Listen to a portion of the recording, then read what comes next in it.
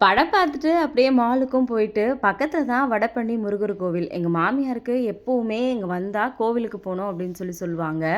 அதனால சரி அவங்கள அப்படியே கோவிலுக்கு கூட்டிட்டு போலாம் அப்படின்னு சொல்லிட்டு, அங்கருந்து நடந்தே முருகர் கோவில் இங்கேருந்து பக்கம் தானே, வடபழனி முருகர் கோவிலுக்கு போலாம் அப்படின்னு சொல்லிட்டு ஃபேமிலியோட முருகர் கோவிலுக்கு வந்து போயிருந்தோம்.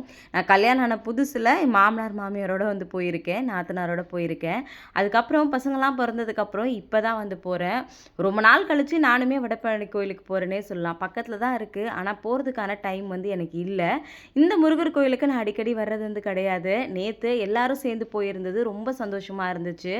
எங்க மாமியார் சொல்லிட்டே இருந்தாங்க, நாங்க ஃபர்ஸ்ட் டைம் வரும்போது இந்த அளவுக்கு வந்து கோவில் வந்து பெருசாலாம் இல்ல. இப்ப நெறைய சேஞ்சஸ் வந்து இருக்கு. உள்ள பார்க்கறதுக்கே வந்து பார்த்தீங்கன்னா, அவ்ளோ அழகா வந்து எல்லாமே வந்து ரெடி பண்ணியிருக்காங்க. ஃபேமிலியோட அங்க நின்னு ஃபோட்டோஸ், வீடியோஸ் எல்லாம் வந்து எடுத்துட்டு, அப்படியே அங்க இருந்து ரொம்ப ஹேப்பியா நாங்களும் வீட்டுக்கு வந்துட்டோம்.